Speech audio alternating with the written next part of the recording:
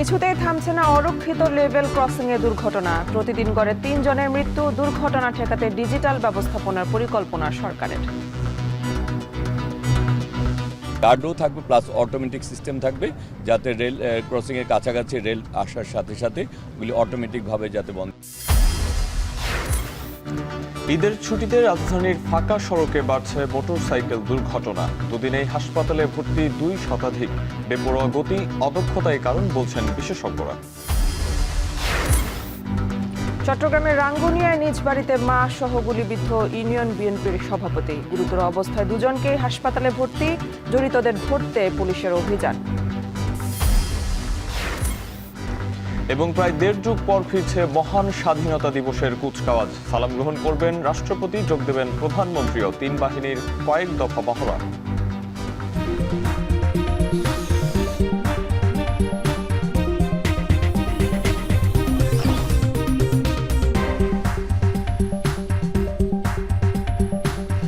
স্বাগত এখন সকালে। পুরো আয়োজনের সঙ্গে আছি আমরা দুজন, আমি আরিফুল ইসলাম সাহাব এবং আমি মেহেরিন অ্যানি। থামছে না লেভেল ক্রসিংয়ে দুর্ঘটনা। প্রতিদিন গড়ে মারা যাচ্ছেন ৩ জন। দেশে বৈধ লেভেল ক্রসিংয়ের চেয়ে অবৈধ ক্রসিংই বেশি। রেল প্রতিমন্ত্রী জানান, লেভেল ক্রসিংয়ে দুর্ঘটনা বন্ধে পদক্ষেপ নেওয়া হবে।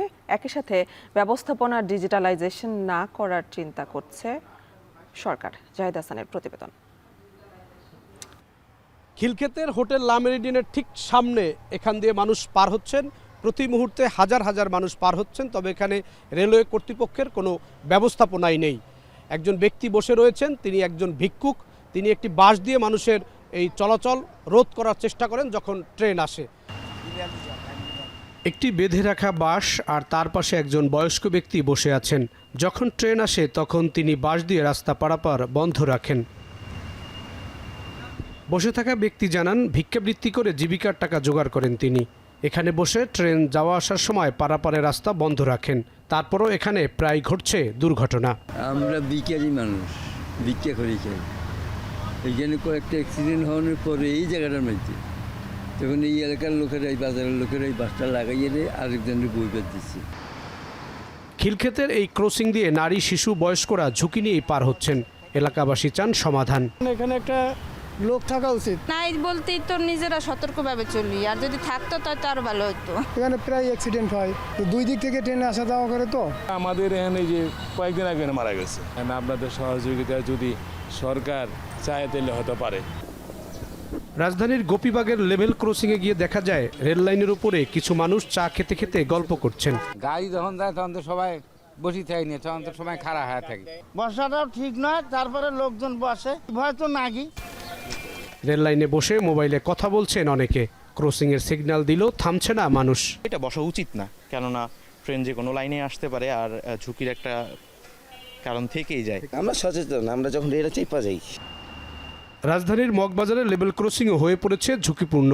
২০২৪ সালের ১ ডিসেম্বর লেভেল ক্রসিংয়ে আটকে যাওয়া একটি বাস ট্রেনের ধাক্কায় দুমড়ে মুচড়ে যায়। গেটম্যানরা বলছেন, অনেকেই সিগন্যাল মানতে চান না। গেটম্যানদেরও গাফিলতি থাকে। দূরেও রাখতে পারি, অনেক সময় আছে ধাক্কা দিয়ে আমার দূর দেয়। গাড়িগুলা বাস ফালা দেখলে আরো বেশি দূর দেয়। যারা আমরা ডিউটিতে থাকি আমাদের কারণেও হয়, কিংবা অনেকজন আছে পাবলিকের গায়ের জোরের হয়। কেউ আমি গেটটা ফালাইছি জোর করে যাবো গা।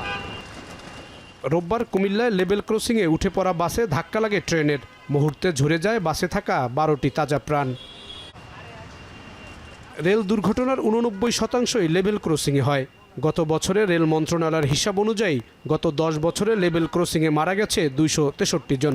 রোড সেফটি ফাউন্ডেশন হিসাবের মতে 2019 সাল থেকে 2024 সাল পর্যন্ত রেল দুর্ঘটনায় 1269 জন মারা গেছেন। রেলওয়ে পুলিশের তথ্য মতে গত 10 বছরে রেল দুর্ঘটনায় মারা গেছে 9237 জন। প্রতিদিন গড়ে 3 জন রেল দুর্ঘটনায় মারা যান। রেল দুর্ঘটনা বন্ধে সমন্বিত উদ্যোগ নেওয়ার উপর জোর দিয়েছেন বুয়েটের শিক্ষক ও দুর্ঘটনা বিশেষজ্ঞ সাইফুন নেওয়াজ। রেলের যে ডিটেলমেন্টটা হলো এবং হচ্ছে যে আজকে যে আমার লেভেল ক্রসিং দুর্ঘটনাগুলো হলো, ঈদের যে রক্ষণাবেক্ষণের একটা মনিটরিং সিস্টেম থাকে, এই সময় কিন্তু এই ধরনের ঘটনাগুলো ঘটার কথা না। পরিত্রাণের জন্য সাস্টেনেবল কোনো সলিউশন আমরা যাচ্ছি না। আমরা এখনো পর্যন্ত ম্যানুয়াল মেথডে আসলে এটাকে সলভ করতে চাচ্ছি। লেভেল ক্রসিংয়ে অবশ্যই প্রযুক্তির সহায়তা নিতে হবে। লেভেল ক্রসিং ডিজিটালাইজেশন করার কথা জানিয়েছেন রেলওয়ে মহাপরিচালক। আর অবৈধ রেল ক্রসিং বন্ধ করার কথা জানান প্রতিমন্ত্রী। রেলওয়ের অনুমোদন ছাড়াই কিছু কিছু জায়গায় তারা লেভেল ক্রসিং এটা নির্মাণ করছে। সে সমস্ত জায়গায় আমরা যে কর্তৃপক্ষ রেল রাস্তা নির্মাণ করছে আমরা বলছি যে তাদেরকে যাতে অনুমতি নিয়ে করা হয়। গার্ডও থাকবে প্লাস অটোমেটিক সিস্টেম থাকবে, যাতে রেল ক্রসিংয়ের কাছাকাছি রেল আসার সাথে সাথে ওগুলি অটোমেটিকভাবে যাতে বন্ধ। এই ব্যাপারে প্রাইম মিনিস্টার ইতিমধ্যে সিদ্ধান্ত দিয়েছেন। সারা দেশে রেলপথে ক্রসিং আছে 2856টি, এর মধ্যে 1361টির অনুমোদন নেই। আবার 1495টি বৈধ ক্রসিংয়ের মধ্যেও 632টি ক্রসিংয়ে গেটম্যান নেই।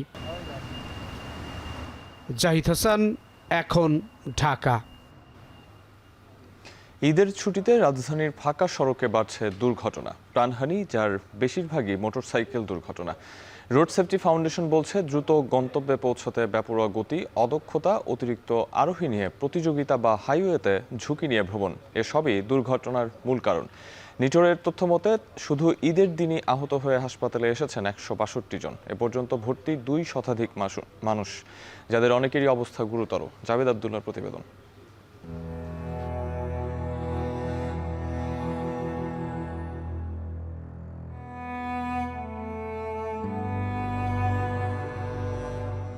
কিশোর আবু হুসাইন ঈদ জামাতের পরই বাইক নিয়ে বের হন। সঙ্গে ছিল 2 বন্ধু। সড়কে কিছু দূর গেলে দ্রুতগতির পিকআপের ধাক্কায় ছিটকে পড়ে গুরুতর আহত হন 3 জনই। চিকিৎসকরা বলছেন বাইক দুর্ঘটনায় আবু হুসাইনের পায়ের শিরা কেটে রক্তের প্রবাহ বাধাগ্রস্ত হচ্ছে। ডান পা আর আগের মতো স্বাভাবিক হবে না তার। ঈদ হওয়ার কোনো পরিস্থিতি এখানে থাকে আমাদের? ঈদ কিরাম হবে? নামাজ পড়ি ছেলে বাড়ি ঢুকিছে, ছেলে যে কখন বাড়ি থেকে বাইরে হয়েছে তাও আমি জানি না। অসংখ্য রোগী চিকিৎসা সেবা নিচ্ছেন, অনেকের অবস্থা আশঙ্কাজনক। হাসপাতালের শয্যায় রোগীদের আত্মচিৎকারে ফুটে ওঠে সড়ক ও মহাসড়কের মরণফাঁদের বাস্তব চিত্র। স্বজনদের দাবি, উন্নত যোগাযোগ ব্যবস্থার সুযোগে গতির নেশায় মেতে ওঠে অবাধ্য সন্তান, যার করুণ পরিণতি ভোগ করতে হচ্ছে তাদের। তো ঈদের দিন হয়তো গার্জেনকে না বলে এরা এক মোটর বাইকে বের হয়েছে, বিপরীতগামী থেকে আর একটা মোটর বাইক আসলে ওটার সাথে সরাসরি সংঘর্ষ হয়। যখন কায়তে মোটরসাইকেলটা পড়ে যায়, ওই কেনোটা হচ্ছে রাস্তার উপরে পড়ে, রাস্তার উপরে এখানে এই হাড্ডিটা ভেঙে গেছে। সিরাজগঞ্জ ওখানে সদর হাসপাতালে চিকিৎসা দেওয়া হয়েছে, ওখানে থেকে হলো পঙ্গুতে রেফার করা হয়েছে। রোড সেফটি ফাউন্ডেশন বলছে 2022 সালে ঈদে 164টি বাইক দুর্ঘটনায় 145 জন নিহত, 2023 সালে 165টি দুর্ঘটনায় নিহত 167, আর 24 সালে শীর্ষে মোটরসাইকেল, এবং 25-এ সংখ্যা গিয়ে ঠেকে 135 জনে। ফাঁকা রাস্তা পেয়ে আরও দ্রুত চলছে, সুতরাং এগুলোই কন্ট্রিবিউট করছে যে ওয়ান আফটার অ্যানাদার এই ক্রাশগুলো হচ্ছে।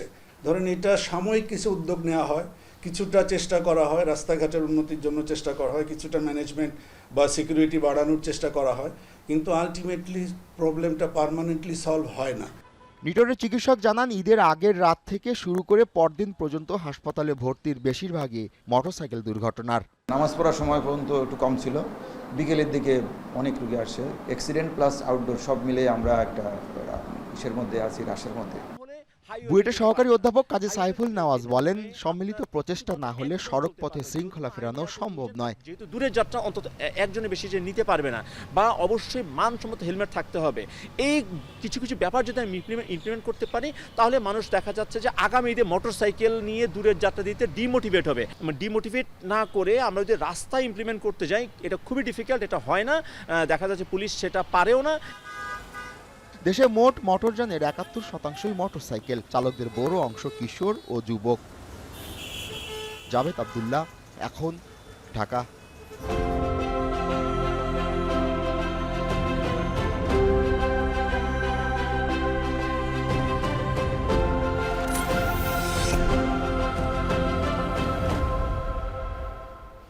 আজ ঈদের ছুটির শেষ দিন, কাল থেকে সরকারি অফিস শুরু, তাই পরিবারের সাথে ঈদ উদযাপন শেষে রাজধানীতে ফিরতে শুরু করেছেন কেউ কেউ। একই সাথে ঈদের তৃতীয় দিনও বাড়ি ফিরছেন অনেকেই। এসব বিষয়ে সবশেষ খবর জানাতে সদরঘাট লঞ্চ টার্মিনাল থেকে যুক্ত আছেন জাওয়াদ মাহমুদ, আর কমলাপুর রেল স্টেশন থেকে যুক্ত আছেন রাজু আহমেদ। শুরুতে চলে যাব জাওয়াদের কাছে।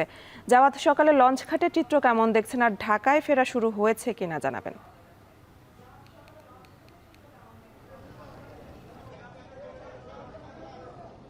ধন্যবাদ আপনাকে। আপনি যেমনটি বলছিলেন যে সরকার যেহেতু ছুটি শুরু হয়েছে, আগামীকাল থেকে সরকারি অফিসগুলো খুলতে শুরু করবে বা শুরু হয়েছে, এবং তারই একটি প্রতিফলন আমরা দেখলাম যে ঈদের সময় যেহেতু মানুষ ঘরমুখী, মানুষ গ্রামের পরিবারের সাথে ঈদ উদযাপন করতে গিয়েছে, আনন্দঘন মুহূর্ত কাটিয়েছে, এবং আজকে এই সদরঘাট লঞ্চ টার্মিনাল আমরা দেখছি যে ফিরছে, কিন্তু এই ফেরার সংখ্যাটা খুবই কম তুলনামূলক। এর আগেও আমরা সদরঘাটের চিত্র দেখেছি যখন ঈদের ছুটি শেষে ঘরে ফিরে, সেই জায়গা থেকে যদি আজকের কথা বলি এই সংখ্যাটা খুবই কম ঘরে ফেরা মানুষের সংখ্যাটা। এবং আরেকটি বিষয় আপনি যেটি বলছিলেন যে এখনও যদিও একদিকে সরকারি ছুটি শেষ, অন্যদিকে কিন্তু আমরা এরকম কিছু যাত্রীও দেখছি যারা নতুন করে তাদের পরিবারের সাথে ঈদের আনন্দ ভাগাভাগি করতে যাচ্ছে। তারা নানান কারণে অথবা তাদের সাথে কথা বলেছি একাধিক জনের সাথে, তারা বলছিলেন তাদের রোস্টিং ডিউটি পড়ে, যারা বিভিন্ন বেসরকারি খাতে যারা চাকরি করেন সেই সুবাদে তারা আসলে যাওয়ার সুযোগ পাননি, এখন তারা যাচ্ছেন। এবং যারা এই যে লঞ্চ থেকে আসছেন এখন পর্যন্ত বরিশাল, ভোলা, পটুয়াখালী আর এই যে বিভিন্ন নৌ রুটে প্রায় 10 থেকে 12টি লঞ্চ আমরা দেখছি সদরঘাটের লঞ্চ টার্মিনালে এসে ভিড়েছে, এবং প্রত্যেকটি লঞ্চে এক ধরনের যাত্রী তুলনামূলক কম ছিল, যেটিকে লঞ্চ কর্তৃপক্ষ যারা রয়েছেন বা সংশ্লিষ্ট যারা রয়েছেন তারা বলছেন যে আসলে যাত্রী সংকট, এবং তারা মনে করছেন এটি আসলে আগামীকাল বা তার পর দিন থেকে বাড়বে। এবং মাঝখানে তারা একটি কারণ বলছেন, যাত্রীদের সাথে কথা বলছিলাম, তারা বলছেন অনেকেই যারা সরকারি চাকরি করেন তারা পরিবারকে রেখে এসেছেন, যেহেতু 26 তারিখ একটি সরকারি ছুটি রয়েছে, সেই জায়গা থেকে পরে আবার শুক্র শনিবার রয়েছে, আরও 2 দিন সরকারি ছুটি তারা পাবে, এই জন্য পরিবারকে রেখে এসেছে, এবং পরিবার তারা আবার ফিরবেন বাড়ি থেকে, পরিবারের অন্যান্য সদস্যদেরকে নিয়ে আসবেন, একটি ব্যাপার যেমন রয়েছে। এবং যাত্রাপথে তারা বলছেন তাদের আসলে একদিকে মন খারাপের একটি বিষয় রয়েছে, যেহেতু এই যে ঈদের আনন্দ পরিবারের সদস্য সহ প্রতিবেশীদের সাথে কাটিয়ে এসেছেন, বিভিন্ন আনন্দঘন মুহূর্ত তারা কাটিয়ে এসেছেন, সেই জায়গাটিকে তারা আসলে অনুভব করছেন। এবং কেউ কেউ বলছিলেন যে তাদের আসলে আসতে ইচ্ছে করছিল না, কিন্তু বাস্তবতার জন্য তাদের আসতে হচ্ছে। এবং সামগ্রিকভাবে এখন এক ধরনের সদরঘাট লঞ্চ টার্মিনাল বলা চলে ফাঁকা এখন এই মুহূর্তে দেখছি। কিছুক্ষণ আগেও বিশেষ করে আপনি এটিও জানেন যে সদরঘাটে যে বরিশালের বিভিন্ন নৌরুট থেকে লঞ্চগুলো সাধারণত বাদ ফজর এই সময়টিতে আসে, বিশেষ করে 5টা, 6টা এবং 7টার আগেই মূলত এখানে এই সদরঘাট লঞ্চ টার্মিনাল কিছুটা ফাঁকা হয়ে যায়। আমরা যখন এখানে প্রবেশ করেছিলাম তখন আমরা কিছু যাত্রী দেখলেও এখন বলা চলে অনেকটাই ফাঁকা দেখছি, এবং এই লঞ্চগুলো এখন তারা ড্রেসিংয়ে চলে যাবে, অর্থাৎ এই লঞ্চগুলোকে পরিষ্কার পরিচ্ছন্ন করা হবে। এবং বিকেল নাগাদ আমরা দেখছি যে এটি আবার তারা বলছেন যে তারা বিকেলে আবার এই টার্মিনাল থেকেই তারা বরিশালের বিভিন্ন যে নৌরুট রয়েছে সেই সব নৌরুটের উদ্দেশ্যে ছেড়ে যাবে। এই ছিল এখন পর্যন্ত ঢাকায় ফেরার, অর্থাৎ গ্রামে ঈদ উদযাপন করে ঢাকা যে কর্মজীবী মানুষরা ফিরছেন তাদের ফেরার সবশেষ খবর এনে লঞ্চে ঢাকায় ফেরা মানুষের খবর জানছিলাম। এবার চলে যাব ট্রেনে আসলে কেমন মানুষ আসছেন সে খবর জানাতে চলে যাব রাজু আহমেদের কাছে। রাজু, আমরা শুনছিলাম যে লঞ্চে আসলে ঢাকায় ফেরা মানুষের সংখ্যা অনেকটাই কম, তো ট্রেনে আসলে কি অবস্থা দেখছেন জানাবেন। এ নিয়ে ট্রেনের চিত্র ঠিক একই, তবে বাড়ি ফেরা মানুষের চাপ অনেকটাই বেশি। জানিয়ে রাখতে চাই যেহেতু ঢাকায় বেসরকারি খাতে বেশ কিছু অনেক মানুষ কাজ করে, তাদের বাড়ি ফেরা কিন্তু অনেকটাই আটকে গিয়েছিল বিভিন্ন কারণে। তবে আজ সরকারি ছুটির শেষ দিন হলেও তারা মূলত বাড়িতে ফিরছেন। বেসরকারি খাতের বিভিন্ন মানুষজন যারা রয়েছেন, আমরা অনেকের সঙ্গে কথা বলছি, তারা বলছেন বিভিন্ন কারণে তারা আসলে যেতে পারেনি, তবে আজকে তারা বাড়িতে ফিরছেন। ঈদের পরে হলো পরিবারের সাথে আনন্দ ভাগাভাগি করার যে স্বপ্ন তারা দেখেছিলেন সেটিও হয়তোবা ঘন্টা কয়েক পরে তাদের বাস্তবায়ন হবে। তবে এখানে আরও কিছু বিষয় রয়েছে। অনেকে ঢাকায় এসেছিলেন, ঢাকায় যাদের পরিবার থাকে বা ঢাকায় প্রিয়জন থাকে তাদের সঙ্গে ঈদ উদযাপন করতে এসেছেন, তারা মূলত আজকে বাড়ি ফিরছেন। যেহেতু প্রত্যেকটি মানুষের কর্মজীবন রয়েছে, সেই কর্মজীবনে ফেরার তাগিদে অনেকে ঢাকায় যারা এসেছেন তারা বাড়ি ফিরছেন। আরেকটি গুরুত্বপূর্ণ তথ্য এনে দিয়ে রাখতে চাই, আজকে সকাল থেকে 7টা পর্যন্ত মোট 3টি ট্রেন ছেড়ে যাওয়ার কথা থাকলেও মাত্র একটি ট্রেন ছেড়ে গিয়েছে, এবং কক্সবাজারমুখী পর্যটক এক্সপ্রেস প্রায় ঘণ্টাখানিক বিলম্ব করেছে। এখনও ট্রেনটি ছেড়ে যায়নি, কিছুক্ষণের মধ্যেই ছেড়ে যাবে বলে কিন্তু আমাদেরকে রেলওয়ে কর্তৃপক্ষ থেকে জানানো হয়েছে। সেই সঙ্গে নীলসাগর এক্সপ্রেস ট্রেনটি 6টা 45-এ ছাড়ার কথা থাকলেও সেটিও এখন পর্যন্ত ছেড়ে যায়নি, এবং সোনার বাংলা এক্সপ্রেস ট্রেনটি চট্টগ্রামমুখী সেটিও এখন পর্যন্ত ছেড়ে যায়নি। 11 সুন্দর প্রভাতী এটি 7টা 15 ছাড়ার কথা থাকলেও সেটি এখন পর্যন্ত ছাড়ার কোনো প্রস্তুতি গ্রহণ করেনি বলে কিন্তু আমরা অভিযোগ পেয়েছি যাত্রীদের থেকে। একই সঙ্গে রেলওয়ে কর্তৃপক্ষ এই বিষয়টি নিশ্চিত করেছেন। সেই সঙ্গে জানিয়ে রাখতে চাই যে বাড়ি থেকে ফেরা, অর্থাৎ আজকে যেহেতু ছুটির শেষ দিন, সেই দিক থেকে ঢাকায় ফেরা মানুষের চাপ বিকেল নাগাদ বাড়তে পারে বলে কিন্তু রেলওয়ে কর্তৃপক্ষ জানাচ্ছে এবং সেই জায়গা থেকে রেলওয়ে কর্তৃপক্ষ সব ধরনের প্রস্তুতি গ্রহণ করেছে বলে কিন্তু আমাদেরকে জানিয়েছে। এই ছিল এখন পর্যন্ত আমার কাছে সর্বশেষ। বিআরবি হসপিটালস লিমিটেড, কাঙ্ক্ষিত সেবার ঠিকানা। চট্টগ্রামের রাঙ্গুনিয়ায় নিজ বাড়িতে গুলিবিদ্ধ হয়েছেন সড়কভাটা ইউনিয়ন বিএনপির সভাপতি ওসমান গনি। একই ঘটনায় আহত হয়েছেন তার মা। রোববার রাত 8:30টার দিকে ঘটনা ঘটে। ওসমান গনির বাবা জানান, রাতে 4 জন সন্ত্রাসী অস্ত্র হাতে ঘরে প্রবেশ করে এলোপাতাড়ি গুলি ছুড়লে ওসমান হাতে ও পেটে গুলিবিদ্ধ হন। এ সময় তাকে বাঁচাতে তার মা ছুটে এলে তিনিও পায়ে গুলিবিদ্ধ হন। গুলি চালিয়ে অস্ত্রধারীরা দ্রুত পালিয়ে যায়। পরে তাদের উদ্ধার করে স্থানীয় হাসপাতালে ভর্তি করা হয়। ঘটনার পরপরই ঘটনাস্থল পরিদর্শনে যায় পুলিশ। আলামত সংগ্রহ করে দ্রুত জড়িতদের আটক করে তদন্তের আশ্বাস দেন তারা।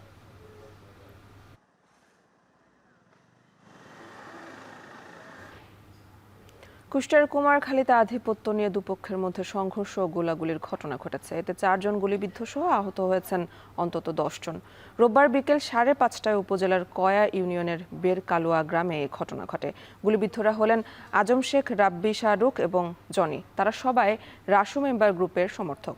স্থানীয়রা জানান, দীর্ঘদিনের বিরোধের জেরে একটি চায়ের দোকানে তুচ্ছ ঘটনা নিয়ে সংঘর্ষে জড়ায় ইয়ারুল ও রাসু মেম্বার গ্রুপের লোকজন।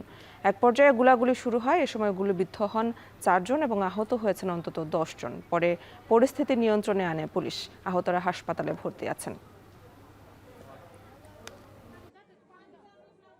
প্রায় 1.5 যুগ পর এবছর থেকে ফের শুরু হচ্ছে মহান স্বাধীনতা দিবসের কুচকাওয়াজ।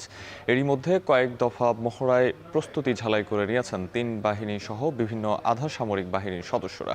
প্যারেডের সালাম গ্রহণ করবেন রাষ্ট্রপতি মোহাম্মদ শাহাবুদ্দিন। যোগ দেবেন প্রধানমন্ত্রী তারেক রহমানও। মহান স্বাধীনতা দিবসের কুচকাওয়াজের প্রস্তুতি নিয়ে হোসেন জাহিদের প্রতিবেদন। ছবি তুলেছেন রাজীব হাসান।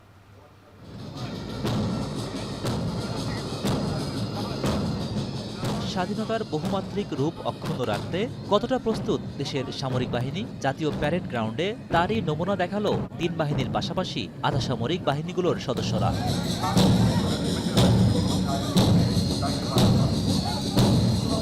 ছন্দবদ্ধ পদচারণা, সম্মুখে তীক্ষ্ণ দৃষ্টি, গন্তব্য একটাই, দেশের স্বাধীনতা রক্ষায় অবিচল থাকা।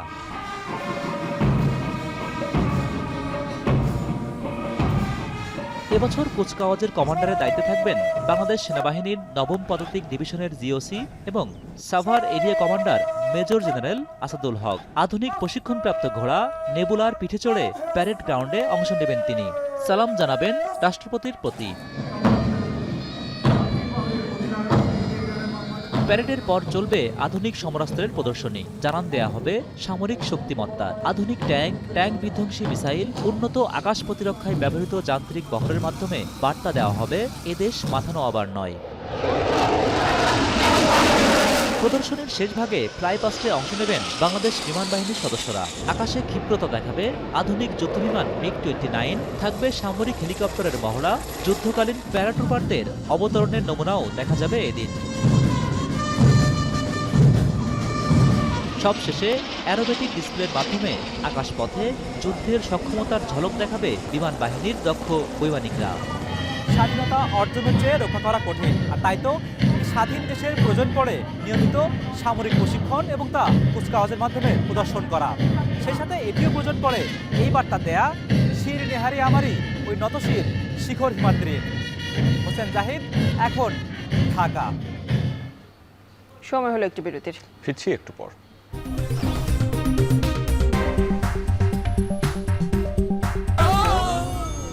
ডেন্টিস্টের পরামর্শ নাও নতুন কোলগেট অ্যাক্টিভ সল্ট।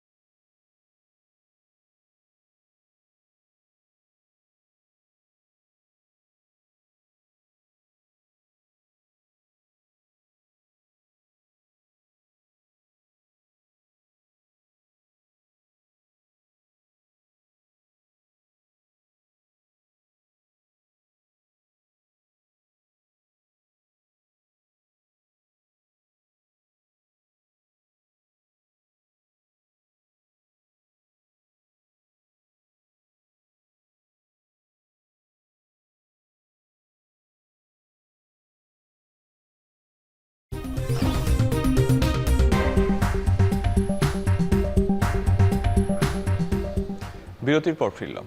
আপনারা দেখছেন এখন সকাল। সিনেমা প্রেমীদের ঈদের খুশি বাড়িয়ে দিয়েছে মুক্তিপ্রাপ্ত নতুন চলচ্চিত্র। প্রতিটি সিনেমার শো হাউসফুল যাচ্ছে বলে জানিয়েছে সিনেপ্লেক্স কর্তৃপক্ষ।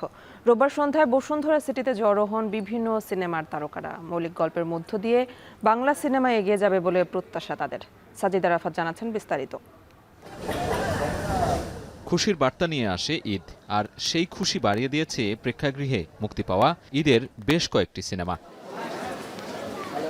ঈদের দ্বিতীয় দিনে সিনেপ্লেক্সগুলোতে দর্শক উপস্থিতি ছিল চোখে পড়ার মতো। পরিবার, স্বজন, বন্ধুবান্ধব মিলে দল বেঁধে সিনেমা উপভোগ করতে আসেন সিনেমা প্রেমীরা।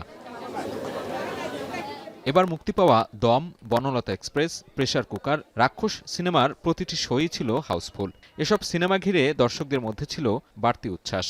দমটা একটা অসাধারণ ছবি। প্রথম কথা হচ্ছে বাংলাদেশের পরিচালক একটা আন্তর্জাতিক মানের ছবি বানিয়েছে। রাক্ষস দেখতে এসেছিলাম, দারুণ সিনেমাটা, খুবই সুন্দর, খুবই ভালো লেগেছে। শাকিব খানের পরে বাংলার মেগাস্টার কে হবে, তো সিয়াম আহমেদ একদম পারফেক্ট। গত 3 বছর ধরে আর কি আমরা প্রতি ঈদেই মুভি দেখি আর কি, কম বেশি দেখার চেষ্টা করি 2-1টা। যদি একই ধরনের মুভিজ ওনারা কন্টিনিউ না করে একটু ডিফারেন্স যদি কিছু আমরা চেষ্টা করি তাহলে মনে হয় বেটার হবে। বর্ণলতা এক্সপ্রেস দেখতে হুমায়ুন আহমেদের গল্প অবলম্বনে দেখছি, খুব ভালো লাগছে। ফুল ফ্যামিলি সহ ব্যাগেজ আকারে আসলাম, এটার জন্য পরিচালক এবং তার টিমকে আসলে ধন্যবাদ।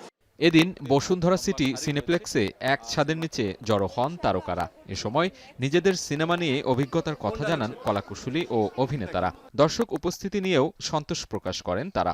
মানুষ টিকিট পাচ্ছে না, টিকিট চাচ্ছে, সিনেপ্লেক্সে তারা চেষ্টা করছে যে শোজ বাড়িয়ে দেওয়ার জন্য, এবং তারা সহযোগিতা করছে এবং তারা বলেছে তারা সহযোগিতা করবে যতটুকু সম্ভব তারা শো বাড়িয়ে দেওয়ার জন্য। লাস্ট ইয়ারে একটা বরবাদ সাকসেসফুল হয়েছে দেখে এবছর আমি রাক্ষস করতে পারছি। আলহামদুলিল্লাহ এবছর রাক্ষস সাকসেসফুল হচ্ছে, ইনশাল্লাহ নেক্সট ইয়ারে অন্য কিছু হবে, আরো বড় কিছু হবে, right? So this is a plus for the industry and we should all celebrate it together. বিকেলে দম সিনেমার টিম হাজির হয় বসুন্ধরা সিনেপ্লেক্সে। চঞ্চল চৌধুরী, আফরান নিশো, পূজা চেরি সহ সিনেমার পরিচালক রেদওয়ান রনি জানান, দর্শকদের প্রশংসাই কাজের সার্থকতা। মৌলিক গল্পের মধ্য দিয়ে আগামীতে বাংলা সিনেমা এগিয়ে যাবে বলে প্রত্যাশা তাদের। দর্শক যদি সিনেমা হলে এসে ছবিটা দেখে তাদের ভালো লাগে, ওইটাই হচ্ছে তাৎক্ষণিক আনন্দ। আমরা ওটাই প্রথমত বিচার করি। আর কোন ছবি কতদিন বেঁচে থাকবে, এটা সেটা নির্মাণ বা সে কোন সময়ের ঘটনা, কত বছরের টিকবে, এটা আবার সময় বলে দেবে। র রেসপন্স পাওয়াটা আসলে আমরা যারা আর্টিস্ট আছি, যারা কাজ করি, তাদের জন্য একটা ব্লেসিং, এবং সেটা যদি হয় পজিটিভ রেসপন্স। যারা কলাকুশলী ছিলেন তারা দীর্ঘদিন ধরে কঠোর পরিশ্রমের মাধ্যমেই আসলে এই প্রোডাকশনটা আমরা এক্সিকিউট করতে পারছি। সো এখন দর্শকরা যখন দেখে পছন্দ করে বাংলাদেশি সিনেমার প্রশংসা করে, তখন আমার মনে হয় যে আমাদের কাজের যে সার্থকতা সেখানেই আসলে আমরা পাই। সিনেপ্লেক্স বেস যেহেতু এবার আমরা মাল্টিপ্লেক্স বেস যেহেতু এবার ডিস্ট্রিবিউশন, তো মাল্টিপ্লেক্সের তো শো এর একটা লিমিট থাকে, তো ওনারা আমাদেরকে ম্যাক্সিমাম শো দিয়েছেন, আর দর্শক চাহিদাও আছে। এদিকে ঈদ কেন্দ্রিক সিনেমার পাশাপাশি সারা বছর বাংলা সিনেমা মুক্তি দেওয়ার উপর জোর দেন সিনেমা প্রেমীরা। সাজিদ আরাফাত, এখন, ঢাকা। ঈদের ছুটিতে আনন্দে মেতেছেন বগুড়ার বিনোদন প্রেমীরা। প্রাচীন নিদর্শনের পাশাপাশি আধুনিকতার ছোঁয়ায় গড়ে ওঠা বিনোদন পার্কে উপচে পড়া ভিড়। মহস্তানগড়ে ইতিহাস অন্বেষণ আর ভ্রমণ আনন্দে মেতেছেন দর্শনার্থীরা। আরও জানাচ্ছেন মাজেদুর রহমান। প্রায় ২৫০০ বছরের বেশি সময়ের সভ্যতা কুণ্ডনগরী, যা বগুড়ার মহাস্থানে অবস্থিত। মৌর্য, গুপ্ত, পাল, সেন রাজাদের রাজধানী ছিল এই মহাস্থানে। সেই সভ্যতার নিদর্শন দেখতে এখানে ভিড় করছেন অনেকেই। ইতিহাসকে রোমন্থন করছেন নানা বয়সী নারী পুরুষ। দেখে ভালো লাগলো, আর পুরাতন ঐতিহ্য এটা জানার জন্য আসছিলাম, বইয়ে পড়েছিলাম, দেখিনি কোনোদিন, এই জন্য আসছিলাম। ২৫০০ বছর আগের ইতিহাস জানতে এসেছি, দেখলাম, অনেক ভালো লাগলো। প্রাচীন সভ্যতার পাশাপাশি বগুড়ায় আধুনিকতার ছাপ রেখেছে মমইন বিনোদন কেন্দ্র। দেশের সর্ববৃহৎ কেবল কার সংযোজিত হয়েছে বিনোদন কেন্দ্রটিতে। এছাড়া ওয়াটার পার্কে ফেরি হুইল, ওয়েভ পুল সহ রয়েছে নানা রাইড। সেগুলোতে শত শত বিনোদন প্রেমীরা সকাল থেকে রাত পর্যন্ত আনন্দ উপভোগ করছেন। এখানে কম টাকার মধ্যে আমরা অনেক মজা করতে পারছি। ভাবতে পারবো না যে এতটা মজা করতে পারবো। এখানে মনে করেন এই স্লাইডের ওখানে আছে, ওখানে আমরা অনেক মজা করতে পারছি। এখানে এসে অনেক মজা হয়েছে আমার। এখানে আমার অনেক স্লাইড আছে, অনেকগুলো রাইড উঠছি, অনেক মজা লাগছে। আমরা পার্কে আসলাম, অনেক মজা লাগলো, সবার সাথে খেললাম। পিছলা খাইলাম, ডুব দিলাম। বগুড়ায় বিনোদনের নতুন মাত্রা নিয়ে কর্তৃপক্ষ জানান, পর্যটন ও বিনোদন কেন্দ্রগুলি মনে খোরাকের পাশাপাশি জানা ও দেখার অনুভূতিকে জাগ্রত করে মানুষ পায় মানসিক তৃপ্তি। আর সরকারি পর্যটন স্পটগুলির সুবিধা বাড়ানোর দাবি কর্মকর্তার। বিভিন্ন ওয়াটারের রাইড আছে, যেটা সকাল 11টা থেকে সন্ধ্যা মাগরিবের নামাজের 15 মিনিট আগ পর্যন্ত এটা চালু থাকে। এখানে ওয়াটারের ওয়েব পুল, তারপর ফেরিস হুইল, তারপর হচ্ছে ওয়াটারের বিভিন্ন স্লাইডার, বুমেরাং এবং রেন ড্যান্স সহ বিভিন্ন ওয়াটারের রাইড এখানে আছে। তাছাড়া মমইনের ভিতরে ট্র্যাকলেস ট্রেন, তারপর সাইকেলিং, বোটিং এগুলো তো আছে। এর মধ্যেই কিছু আধুনিকায়ন করা যায়, আরও উন্নত মানের বসার জায়গা, আরও উন্নত মানের খাবারের জায়গা, মানুষ বৃষ্টি বাদল হলে একটু বসার জায়গা চায়, বা এরকম যদি আমরা কিছু করতে পারি তাহলে লোকজন আরও বাড়বে।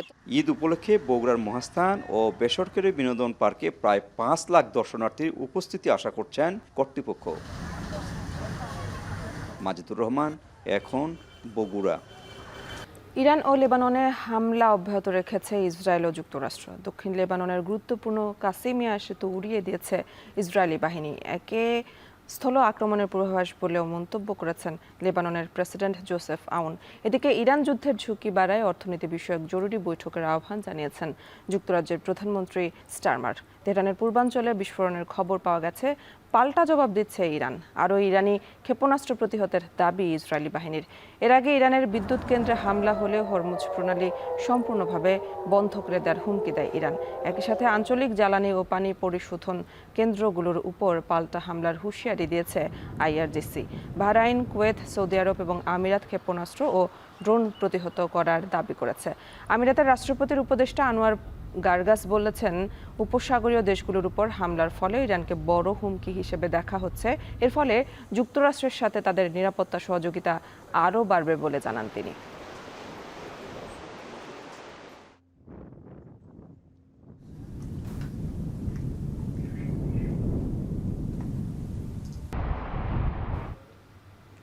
ডিয়েগো গার্সিয়ায় ব্রিটিশ মার্কিন সামরিক ঘাঁটিতে ইরানের ক্ষেপণাস্ত্র হামলার একদিন পর আরব সাগরে পরমাণু শক্তিচালিত সাবমেরিন মোতায়েন করল যুক্তরাজ্য। সংঘাতের তীব্রতা বাড়লে এখান থেকে ইরানের যে কোনো লক্ষ্যবস্তুতে আঘাত হানতে পারবে ব্রিটেন। তবে শুরু থেকেই ইরান যুদ্ধে না জড়ানোর সিদ্ধান্তে অনড় ব্রিটেন। আর দেশটি বলছে, ইউরোপে হামলার সক্ষমতা বা লক্ষ্য কোনোটিই নেই ইরানের। অর্ণপ্রসাদের প্রতিবেদন। ইরান যুদ্ধ শুরুর পর থেকেই যুক্তরাজ্যের ঘাঁটি ব্যবহারের অনুমতি চেয়ে আসছিল যুক্তরাষ্ট্র। শুরুতে অস্বীকৃতি জানালেও পরে মধ্যপ্রাচ্যের মিত্র দেশগুলোর কথা বিবেচনায় নিজেদের ঘাঁটি ব্যবহারের অনুমতি দেয় যুক্তরাজ্য। এমনকি গেল বৃহস্পতিবার ট্রাম্পের আহ্বানে সাড়া দিয়ে হরমুজের সুরক্ষায় যথাযথ পদক্ষেপ নিতে পশ্চিমা দেশগুলোর সঙ্গে একজোট হয় স্টারমার প্রশাসন। এর ঠিক একদিন পর ডিয়েগো গার্সিয়া দ্বীপে ব্রিটিশ মার্কিন সামরিক ঘাঁটিতে ক্ষেপণাস্ত্র হামলা চালায় ইরান। গুঞ্জন ওঠে আইআরজিসির হামলার লক্ষ্যবস্তু হতে পারে ইউরোপও। তবে শঙ্কা উড়িয়ে দিয়ে ব্রিটিশ মন্ত্রিসভার সদস্য স্টিভ রিড জানান, ইউরোপে ক্ষেপণাস্ত্র হামলার সক্ষমতা বা লক্ষ্য কোনোটিই নেই তেহরানের। The UK is not going to be dragged into this war, but we will take appropriate collective defensive action to keep our nationals and our interests safe. They are even trying to target Europe, let alone that they could if they tried. But even if they did, we have the necessary military capability.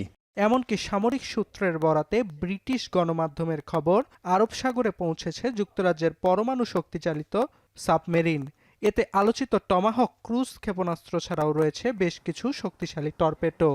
যুক্তরাজ্যের দাবি, পশ্চিম এশিয়ার যুদ্ধ পরিস্থিতির কারণে সাবমেরিনটি আরব সাগরে মোতায়েন করা হয়েছে। চলমান সংঘাত তীব্র হলে এটি থেকে ইরানের যে কোনো নিশানায় হামলা চালানো যাবে।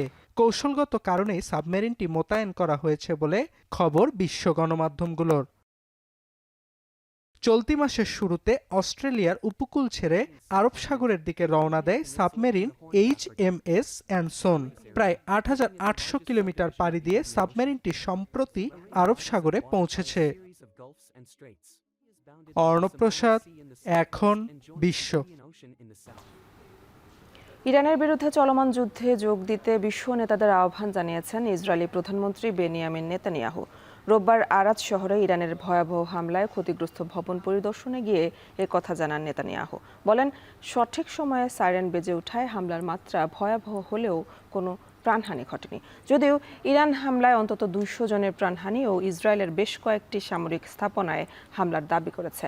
আর ইরানের রেড ক্রিসেন্ট জানায়, চলমান সংঘাতে ইরানের 81,000-এর বেশি বেসামরিক স্থাপনা ক্ষতিগ্রস্ত হয়েছে। বিস্তারিত জানাচ্ছেন অর্ণব প্রসাদ। রোববার ভোরের আলো ফোটার সঙ্গে সঙ্গেই দৃশ্যমান ইসরায়েলের শহরগুলোতে চালানো আইআরজিসির হামলার ক্ষতচিহ্ন। রাত পেরিয়ে সকাল হলেও দুমড়ে মুচড়ে যাওয়া ভবনগুলো থেকে নির্গত হতে থাকে কালো ধোঁয়া। জানান দেয় ইরানের প্রতিশোধের আগুনের তীব্রতা।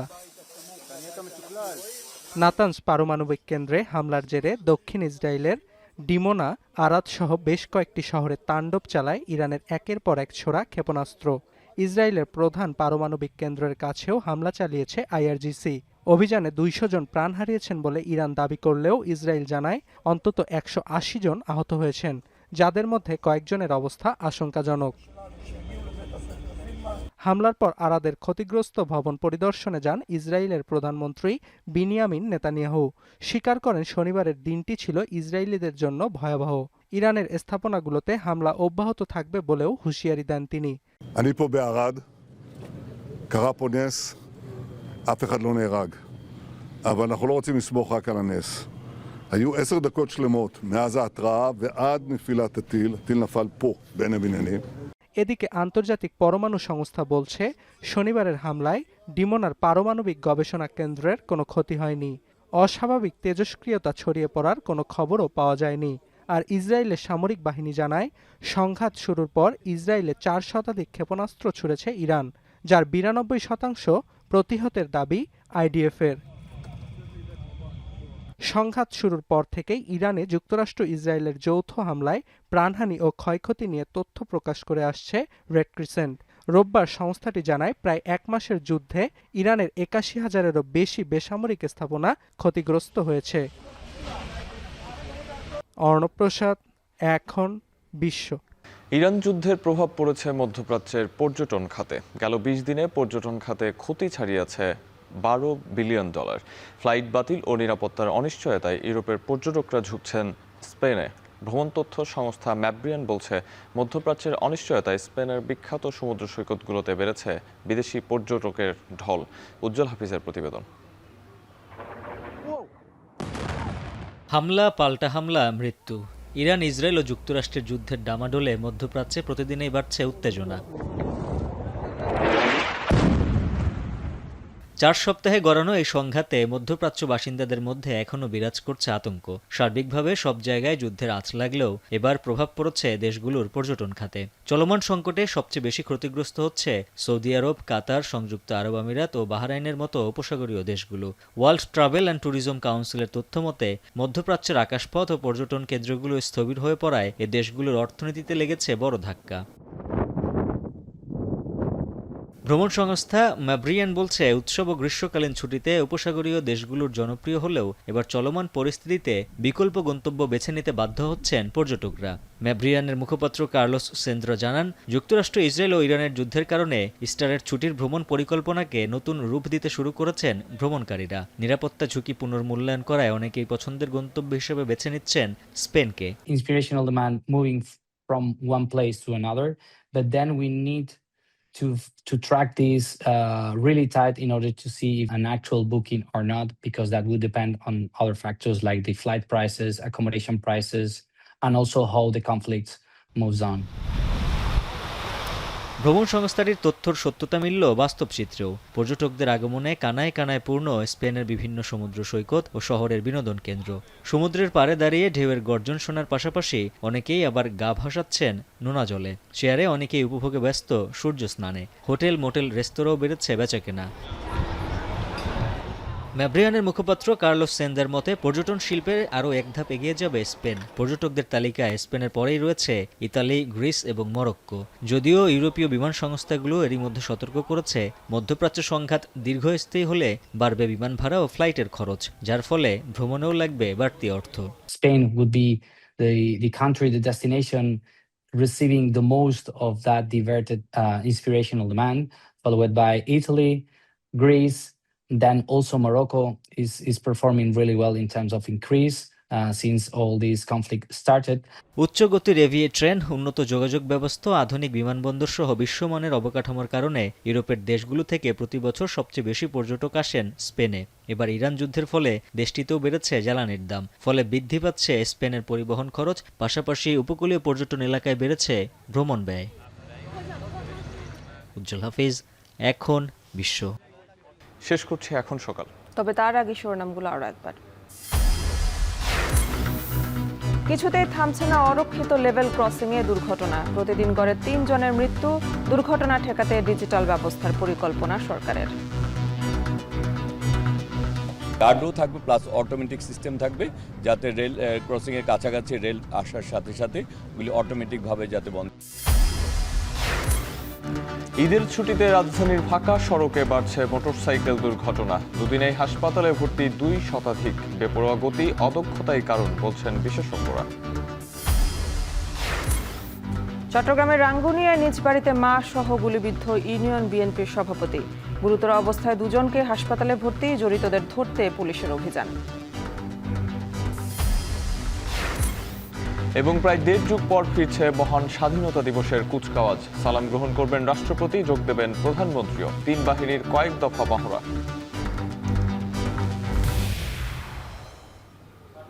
শেষ করছি এখন সকাল। এখন টেলিভিশন ওয়েবসাইটে দেখতে ভিজিট করুন www.ekhon.tv। এছাড়াও ফেসবুকে দেখতে ভিজিট করুন facebook.com/tv.ekhon আর ইউটিউবে দেখতে ভিজিট করুন youtube.com/c/ekhon tv।